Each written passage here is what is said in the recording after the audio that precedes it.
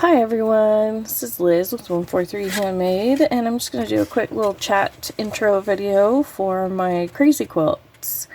Just kind of give you a little bit of an insight into my thought process behind my crazy quilts.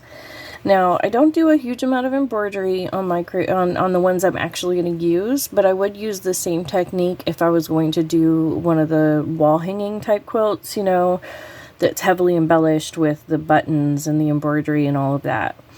I have, as most of you know who've watched my channel for more than 2 seconds, you know I have a bunch of cats, I have a bunch of dogs. So the heavily embroidered and embellished wall hanging would just become a rock climbing wall for my cats. Like, let's be honest here. So I haven't done one of those, but eventually when we build our forever house, one of the things we're going to do is have the big formal dining room, you know, and I'll be able to have pretties in there that my cats can't get to. But for now, my crazy quilts are low embroidery, low embellishment, and totally functional. They are on my bed practically every night. We have one of them on there. So this was the one I just finished. It just got washed and dried. I actually have not officially seen this one yet, because for something this big, you know, until you completely unfold it and you step back from it, you can't really see the whole thing. So I made it, but I haven't stepped back and seen the whole thing. My youngest son was awesome, and he helped me wash it, and just getting it through the machines, because I put it in the washing machine, but that was it. And then he actually folded it and wrapped it for us. And today's my 23rd wedding anniversary, and my husband and I are going to open it tonight together and get to see it in all of its glory. But this is the one I just finished. This was my little note card that I had in the box with it. I found that the first couple I made, I didn't make any notes. I didn't have a physical, I tried to just remember or had it on my phone, and I don't know why, but notes on my phone it doesn't really work for my brain. I don't go there to look for it. And a lot of times while I'm quilting, I have my phone playing a show, and so it's not super fluid to just grab it up and look at my notes or whatever. So, but I found these little note cards really, really helped. So I call them the Crazy Ass Quilt, because it's a crazy quilt, but it's got a spin on it because it's for us to actually use, and I'm the one making it. I do all the work, but right now I have very little. I'm just starting to have income, let's put it that way. I'm just starting my journey down this business path, and so my husband paid for all the fabric, so it is on both of us, and so that's what I call them. And this was the second one that I took notes for. This is actually, I think, the third or fourth one that I completed. But first thing I do is I decide total overall size that I want. And so, and how I'll determine that is I've determined that the 12.5-inch squares ruler that I have is my favorite for the crazy quilts. I've done a couple of smaller ones, and the smaller blocks, you need so many of them to finish a full king size quilt that was counterproductive for me, because I would get overwhelmed by that number, and then it took me forever to finish it. So I figure out the total overall size that I want, and then with the 12.5-inch squares, how many squares do I need to get roughly that number? Because it rarely works out to being exact.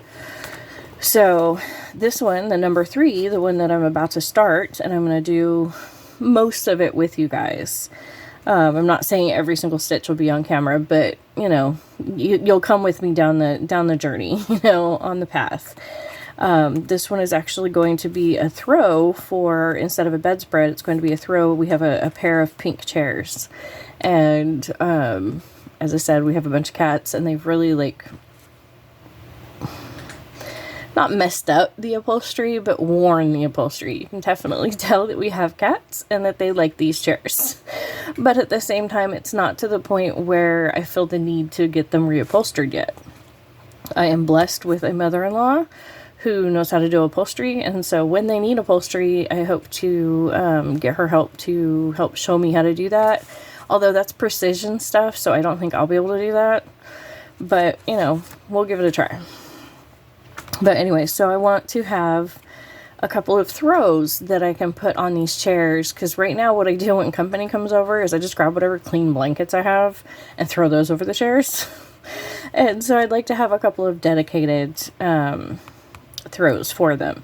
So I'm actually going to do this twice, but I will have a second card for quilt number 4. We're just going to do quilt number 3 together, and we'll see how that goes. And then I'll decide whether or not I want to do number 4 on camera or not. But, so that's the first step, is deciding overall size and what size square I'm going to use. And then what I'll do is I'll work up, like, this list. I don't know how well you guys can read that. It is in pencil, but my handwriting is atrocious, I know. But what I'll do is I'll work out different, you know, sets of squares. Like 6 by 8 is 48 squares, and it ends up being a quilt that is 72 by 96. You know, and I'll do that a bunch of times till I get the right proportions of what I want. And then I'll write down on here, I've decided that a quilt that is, 5 inches across, or not inches, 5 inches, that would be tiny. That would be like for a fairy. I might try and do something like that. Ideas. Anyways, so what I will do, or what I've done, is I've decided that a quilt that is 5 squares across and 6 squares down, and I do not use sashing in the traditional sense. You'll see what I mean as we go. I do use sashing a little bit, but not like how you normally think of sashing. So, and a lot of times my sashing is just more of the crazy quilt. It's more of my scrap fabric. So it doesn't add any width. And I do all of this quilt as you go. I do not like doing quilt sandwiches. I do not like doing quilting at this point. I think I would like doing that if I had a long arm quilter, or if I had, you know, a little bit different setup. But at this point, with the setup that I have, and with the cats being in the workroom, you know, I think that there's just certain things that, you know, you need to accept about your workspace and what you're able to do in that workspace, regardless of what your dreams are, what your imagination is, or what even your skills might be. You know, when that is one of the things that my youngest son and I are working on, actually, and my husband too. He's building us a little shed so we can have a concrete mixer out there. And we're going to start building some cinder block buildings out here. And one of those buildings is going to be a workplace, a workshop for my son and I to share. And because he's a creative too. He does different things. Right now he's exploring blacksmithing, but he still needs to have a place to keep some of his stuff. And he does do... he makes books with me. He does this. He sews a lot of the signatures together. So, but yeah, he and I will have a workroom, and the cats will not come in there at all. And so when we have that space, I might, you know, change my mind. But for now, I basically just took over the family room, and that's my workspace right now, because you got to start somewhere, right? You know. And so I'm tired. I was tired of waiting for the workspace in order to do the work. So here we are. Okay, enough rambling. So yeah, so this is, okay, craziest quilt number 3. I put the date that I started. I don't worry about putting the exact dates, because mine, they kind of roll into each other, because I'm going to use the leftover scraps from this one, because I did not use every single one of my scraps. So those scraps from this one become the start of this one. So there is an overlap. So I just put the month and the year. And, you know, whatever I'm going to use it for. This one was a bedspread, but this one's going to be a throw for the pink chairs. whatever size, rough cut or unfinished size, whatever term you're comfortable with. Square, and you can use whatever size square you want. It really, you know, it just depends on your equipment again, and your whatever makes sense to you. The number of squares that I need, and then the rest, the estimated rough finish size that's going to give me. Now, I am a messy sewist. I do not have a consistent seam allowance. I think that there's a couple of factors there. Number one is I do not use a foot pedal. So I have to, you know, I use all the buttons on the front of my sewing machine to stop and start and all that. So my hands are on and off of the fabric a little bit more than if I used a foot pedal. I don't use a foot pedal for a couple of reasons. One is that I have lower back issues, and I'm really clumsy, and I don't have great eye-foot coordination. You know, you usually hear it at hand-eye coordination, but I don't. My feet and my brain are slightly disconnected, let's put it that way. You know, I mean, I can still walk and all of that, and I can still do, but for precision work, for something that I need an instant stop and start, you know, I've tried it several times. I'm just not comfortable. And maybe it's something that I could learn to do. But the other factor is that, you know, when I was learning to sew, yeah, there it is. This scar right here, and then, oh, no, it's this one right here. That's it, right there. I don't know how well that's showing up on camera, but I do have a scar right there.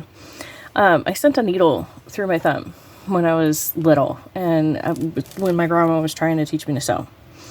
And so I'm a little bit intimidated by the sewing machines. I know what it feels like to have a needle go through your skin and get stuck in bone. So, you know, and I do have a lot of animals. And one of my biggest fears is them coming in and messing with the foot pedal while I'm sewing, and then having that happen again. So, you know, once we move into the pet-free work zone, I do intend to give the foot pedal another chance. But for now, I just sew with the top part, with the buttons, but with hands. So the finished sizing, usually not quite exactly perfect for my stuff. So then the next thing I will do is, sometimes I do little doodles, but the next thing I'll do is I'll create a grid, because I've decided that it's going to be 5 by 6, so it's 30 squares, so I need 30 squares. And as you can see, it's not like perfect, you know, I've got a little, you know, it doesn't matter. And then I've created this little system for denoting what's what in each square. So when I have just the liner piece cut, I will go ahead and dot the center of the square. Actually, hang on, I'm going to pause the video for just a second and go count how many I cut the other day. Okay, I'm back. I actually have 15 already cut. So what I'll do is I'll just come in here and put a little dot in the center of 15 of these squares. That's 5 across, 15, I know it's 3 rows. So we'll just get our little dots in here. And that means that I'm already halfway done cutting my base pieces, my liner pieces, whatever you want to call them, foundation pieces.